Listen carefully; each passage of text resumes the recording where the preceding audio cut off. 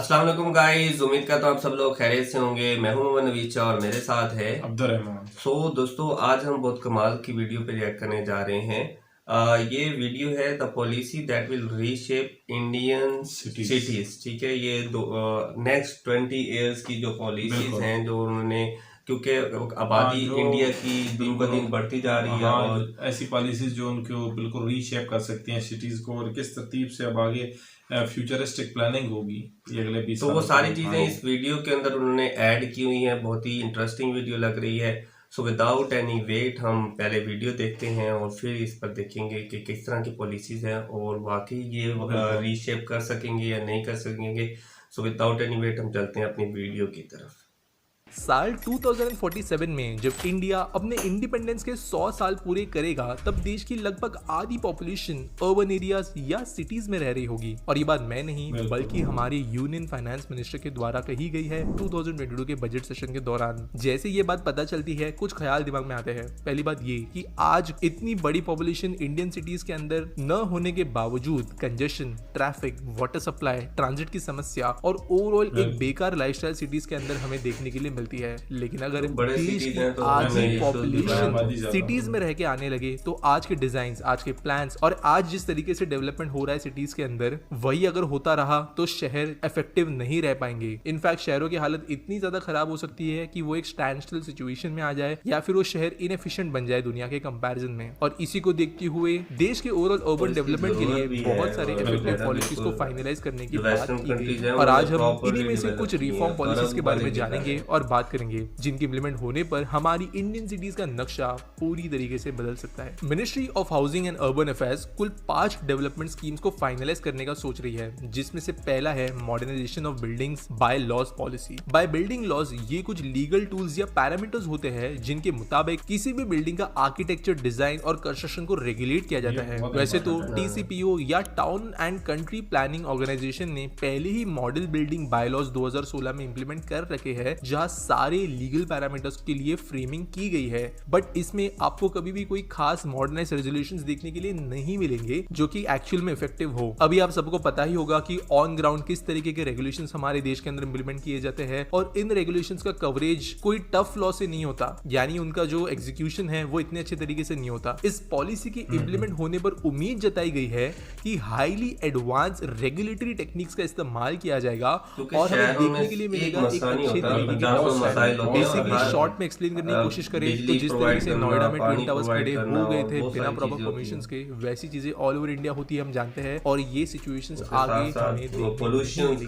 दूसरी है TOD या transit oriented development policy. Central government ने पहले ही स्कीम को साल 2015 में इंट्रोड्यूस कर दिया था। काफी स्टेट्स ने इस पॉलिसी को फॉर्मुलेट भी किया है। TOD स्कीम में लैंड यूज और ट्रांसपोर्ट प्लानिंग को इंटीग्रेट किया जाएगा, जिसके कारण डेंस सिटीज में वॉकेबल और लिवेबल एनवायरनमेंट बन पाए। आपको मैं ये एक्सप्लेन करने की कोशिश करता हूँ। किसी भी शहर के अंदर एरियाज जो होते हैं वो डिफाइंड होते हैं। अगर इन सारे एरियाज के बीच में कनेक्टिविटी अच्छी है, कम है तो पूरे शहर में एक कोने से दूसरे कोने में कम्युनिकेट कर सकते हैं। बस के जरिए हो, मेट्रो के जरिए हो, पंजाबी मूवीज में देखते हो दूसरे तरीके का ट्रांसपोर्ट मीडियम, वो शहर ज्यादा एफिशिएंट बनता है क्योंकि लोग इजीली अपने आप को यहाँ से वहाँ ले जा सकते हैं कंफर्टेबली और एक चीप प्राइस पर। लेकिन अगर डेवलपमेंट इस हिसाब से की जाए कि ट्रांसपोर्टेशन फैसिलिटीज पर ध्यान ना दे तो सिटीज इनएफिशिएंट बनती है। और जो आज हमें देश के कई बड़े शहरों के अंदर इस समस्या देखने मिलती है, चाहे वो मुंबई की लोकल्स हो या बेंगलुरु का ट्रैफिक, वो चीजें इन्हीं चीजों के प्लानिंग के न होने की वजह से होती है। इस पॉलिसी के अंतर्गत एक ऐसा ट्रांजिट कॉरिडोर बनाया जाएगा जिससे बहुत कमर्शियल रेसिडेंशियल स्पेसेस के अराउंड हो। और आज भी हमारे देश के अंदर कई सारे लोग जो रोज सिटीज के रिजिड ट्रैवल को फेस करते हैं और इनफैक्ट इसके अंदर अपनी कई बार जान भी गवा देते हैं, इस पॉलिसी की वजह से ये चीजें खत्म होते हुए नजर आएगी, जिससे एक प्लान्ड ट्रांसपोर्टेशन इंफ्रास्ट्रक्चर बनेगा। दिल्ली, अहमदाबाद, नागपुर ये शहर ऐसे हैं जिन्होंने ऑलरेडी ये स्कीम्स लागू हो चुकी है। तीसरा है TDR या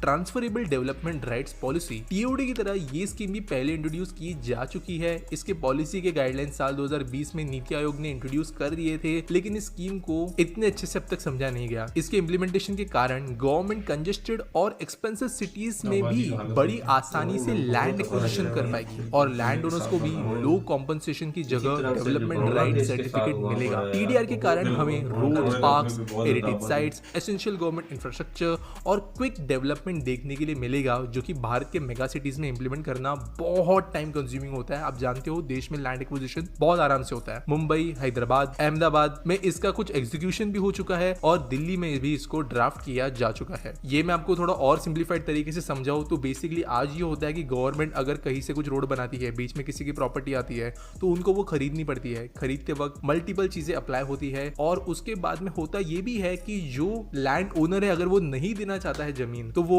कोर्ट्स की मदद ले सकता है, जिसको जैसे कई बार हमें लेट काम होते हुए नजर आता है। लेकिन न्यू पॉलिसी के अंदर एक लैंड ओनर के लिए भी फायदा ये बचेगा कि गवर्नमेंट लैंड की जो राइट्स है वो खुद के बजाय जो ओनर है उनके पास में रखेगी बाद में, जिसकी वजह से अगर वो कुछ अपना प्रॉपर्टी का हिस्सा गवाते भी है किसी प्रोजेक्ट के अंदर, उसका कॉम्पनसेशन तो मिलेगा ही, लेकिन बची हुई जो जमीनें होगी या फिर जो उनका भी करंट सिचुएशन होगा जमीन का, उसमें वो बेहतर पॉलिसीज के साथ में डेवलपमेंट कर पाएंगे, जिसकी वजह से उनका जो डेवलपमेंट पोटेंशियल होगा पर्टिकुलर पीस ऑफ लैंड का, वो उनके पास में ही बचेगा। जो ऑब्वियसली एक इस तरीके की विन विन सिचुएशन है जहां पर गवर्नमेंट अपना काम भी कर पाएगी और ओनर्स को भी अपनी चीजें रखने को मिलेगी। फोर्थ है टीपीएस एंड एलईपी। ये भी साल 2018 में रिलीज की गई थी अमृत स्कीम के अंतर्गत और ये अमृत स्कीम की ही एक सब स्कीम है। टीपीएस का मतलब है town planning scheme and LEP का मतलब है लोकल एरिया प्लान। आप सभी को इनके नाम से ही पता चल गया होगा कि ये स्कीम्स किस चीज को प्रमोट कर रही है और हमारे देश के अंदर टाउन प्लानिंग और इवन लोकल एरिया प्लानिंग करने के लिए जो इतने हर्डल्स आते हैं उनको ये दूर करेगी। बिल्डर्स और डेवलपमेंट अथॉरिटीज सिर्फ शॉर्ट टर्म डेवलपमेंट के लिए किसी भी एरिया को प्लान करने का काम करते हैं और ओवरऑल बड़े हिसाब से सोचने का मोटिव नहीं रखते। पर टीपीएस और एलईपी की वजह से स्टेट गवर्नमेंट्स को आउटकम बेस्ड इंसेंटिव दिया जाएगा, जो अथॉरिटीज एक प्लान डेवलपमेंट करने का अटेम्प्ट करे उसके लिए। अगर इंसेंटिव्स होंगे तो ऑब्वियसली काम ठीक से होने के चांसेस बहुत ज्यादा बढ़ जाएंगे। हमने कुछ प्लान सिटीज के डेवलपमेंट का अनाउंसमेंट सुना है और इस पॉलिसी के बाद में जो इस तरीके की सिटीज है उनकी संख्या बढ़ेगी ऐसी उम्मीद कर सकते हैं। और फिफ्थ है creation of sponge cities by integrating blue and green infrastructure policy. Sponge cities का मतलब होता है सिटीज का डेवलपमेंट करना जो कि रेन वाटर को इफेक्टिवली एब्जॉर्ब करे और यूटिलाइज कर सके। यहाँ ब्लू का मतलब है वाटर, ग्रीन का मतलब है ग्रीन स्पेसेस। हम सभी ने देखा है कि कैसे सिर्फ इंडिया ही नहीं बल्कि यूएसए और यूरोप की सिटीज भी भारी बारिश में कितने बुरे हालों को फेस कर दी है। चाइना ने ये प्रॉब्लम निपटाने के लिए स्पन सिटीज का कॉन्सेप्ट निकाला था, जहां पर ब्लू एंड ग्रीन इंफ्रास्ट्रक्चर को इंटीग्रेट करके डेवलप किया गया ताकि जितनी भी भारी बारिश हो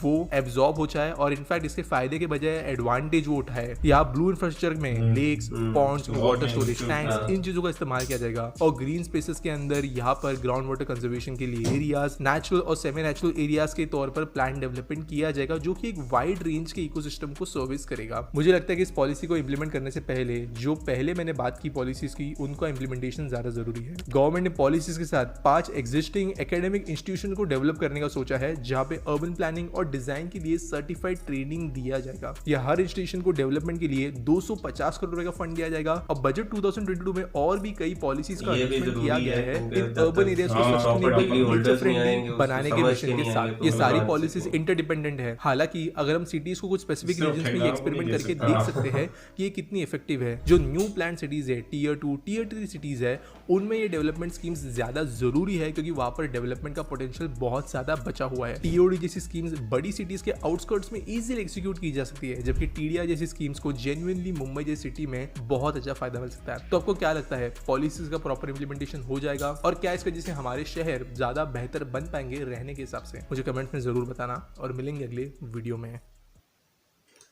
सो गाइज आप लोगों ने देखा किस तरह की पॉलिसी जो है उसने हमें बताई है इंडिया की अपकमिंग, और इंडिया नहीं है पाकिस्तान और मुख्तलिफ जो भी अंडर डेवलप्ड कंट्रीज हैं जैसे बांग्लादेश भी है, ज्यादातर एशियाई भूटान, ये सब में इनको ज्यादा जरूरत है इन तमाम पॉलिसीज की। और जो भी शहर वेस्टर्न जो है वो इनको इम्प्लीमेंट प्रॉपर करते हैं, प्रॉपर शहर डेवलप करते हैं और उनको पॉलिसीज के साथ ही डेवलप करते हैं। हमारे पास थोड़ा पॉलिटिकल इन्फ्लुएंस की वजह से जो है हमारे लोगों के अपने नाम पे जमीन है ना। बाहर मुल्कों में ऐसा होता है गवर्नमेंट के पास जमीन होती है तो आपको लिखना होता है लेटर कि मैं ये काम करना चाहता हूँ, तो हुकूमत फिर आपको ना उस हिसाब से उतना प्लॉट अलाट करती है। और हमारे पास तो फिर वो जागीरदाराना निजाम दोनों ही मुल्कों में, पाकिस्तान और इंडिया दोनों में ही ऐसा ही है। सो होप्सो के इस तरह का इम्प्लीमेंटेशन हर मुल्क के अंदर हो और इंडिया में भी ज़रूर हो, क्योंकि लोगों की आसानी ज़रूर होनी चाहिए। क्योंकि इस तरह की आप जब बारिशें बहुत ज़्यादा होती है, पाकिस्तान में भी बहुत ज़्यादा बारिशों की वजह से जो नुकसान हो, तो इस तरह से नुकसान से बचा जा सके। सो मिलते हैं हम इंशाल्लाह नेक्स्ट वीडियो के साथ। अपना बहुत ज्यादा ख्याल रखिएगा। अल्लाह हाफिज एंड गुड बाय।